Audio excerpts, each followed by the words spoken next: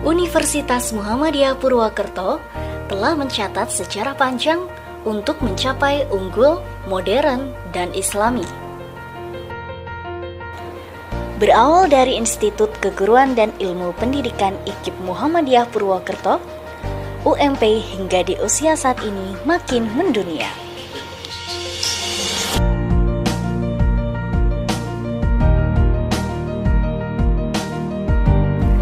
UMP beralamatkan di Jalan Raya Dukuhwalu Purwokerto, strategis dari fasilitas publik, baik itu tempat wisata budaya dan sejarah hingga alat transportasi yang memadai.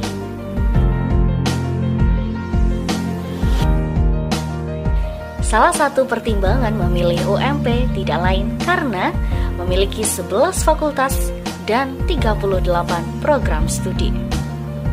Assalamualaikum warahmatullahi wabarakatuh. Perkenalkan, saya Fonita Putri dari kelas 2 CPG SD NIM 20011001003 Universitas Muhammadiyah Purwokerto.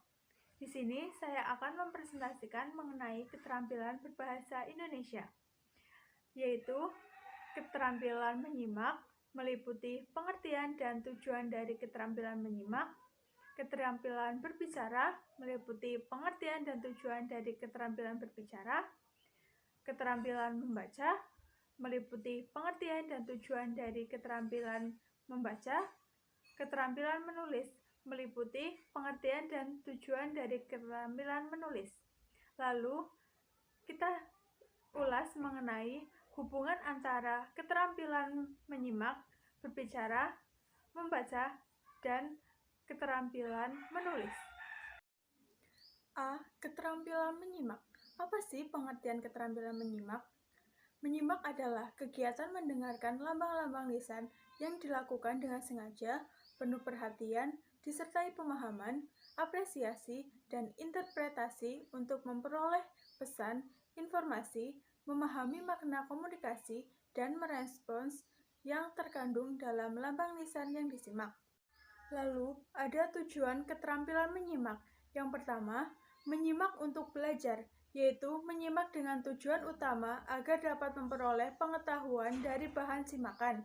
Yang kedua, menyimak untuk mengevaluasi, yaitu menyimak dengan maksud agar si penyimak dapat menilai apa yang disimak itu.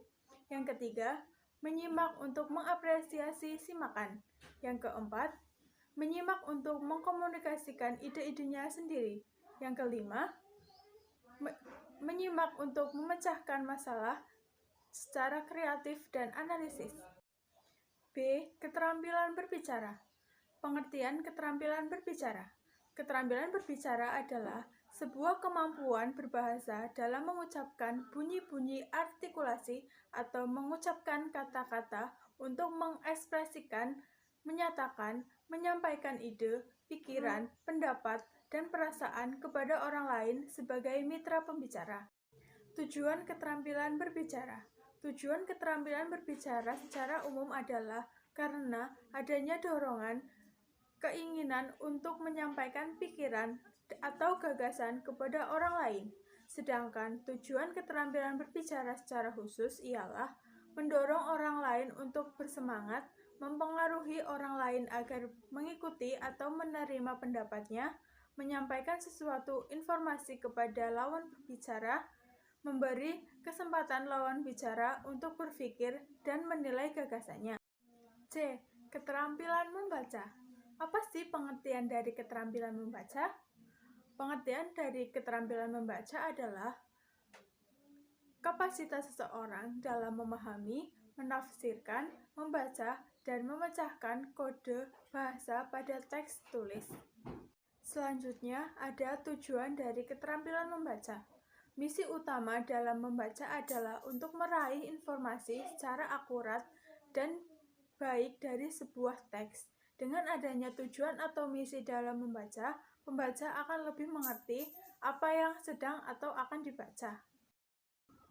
D. Keterampilan menulis. Pengertian keterampilan menulis. Menulis adalah keterampilan berbahasa yang dimiliki atau digunakan manusia sebagai alat komunikasi secara tidak langsung yang memiliki tahapan dalam proses penulisannya dan menjadikan seseorang dapat mensukseskan dalam membuat tulisan. Proses melukiskan lambang-lambang yang dapat dipahami dan melahirkan pikiran atau gagasan dengan menggunakan bahasa secara ekspresif berdasarkan kreativitas. Lalu, ada tujuan dari keterampilan menulis. Menurut Suparno dan Muhammad Yunus tahun 2009, nomor 3.7 mengungkapkan bahwa tujuan yang ingin dicapai seorang penulis adalah menjadikan pembaca ikut berpikir dan bernalar, membuat pembaca tahu tentang hal yang diberitakan, menjadikan pembaca beropini, menjadikan pembaca mengerti, membuat pembaca berpersuasi oleh isi karangan, dan membuat pembaca senang dengan menghayati nilai-nilai yang ditemukan seperti nilai kebenaran, nilai agama, nilai pendidikan, nilai sosial, nilai moral, nilai kemanusiaan, dan nilai estetika. Selanjutnya, mari kita ulas mengenai hubungan antara keterampilan menyimak, berbicara, membaca, dan menulis. Yang pertama, hubungan antara menyimak dan berbicara. Menyimak dan berbicara merupakan keterampilan yang saling melengkapi, keduanya saling bergantung. Tidak ada yang perlu dikatakan jika tidak ada seorang pun yang mendengarkan. Dan meskipun mungkin kita dapat menyimak nyanyian atau doa, komunikasi yang diucapkan merupakan hal utama yang perlu disimak. Menyimak dan berbicara merupakan keterampilan berbahasa lisan. Keduanya membutuhkan penyandian simbol-simbol lisan. Pada dasarnya, bahasa yang digunakan dalam percakapan dipelajari lewat menyimak dan menirukan pembicaraan. Yang kedua, hubungan antara menyimak dan membaca. Menyimak dan membaca mempunyai persamaan. Kedua-duanya bersifat reseptif, bersifat menerima.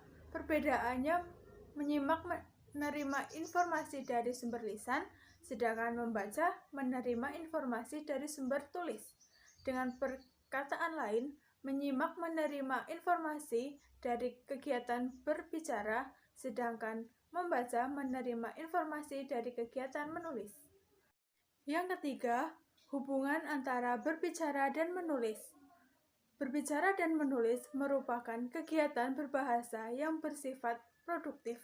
Berbicara merupakan kegiatan ragam lisan, sedangkan menulis merupakan kegiatan berbahasa ragam tulis. Menulis merupakan kegiatan berbahasa tidak langsung, sedangkan berbicara merupakan kegiatan berbahasa yang bersifat langsung. Artinya, penulis dan pembicara berperan sebagai penyampai pesan kepada pihak lain. Sekian presentasi saya mengenai keterampilan berbahasa Indonesia. Semoga bermanfaat bagi kita semua. Terima kasih. Wassalamualaikum warahmatullahi wabarakatuh.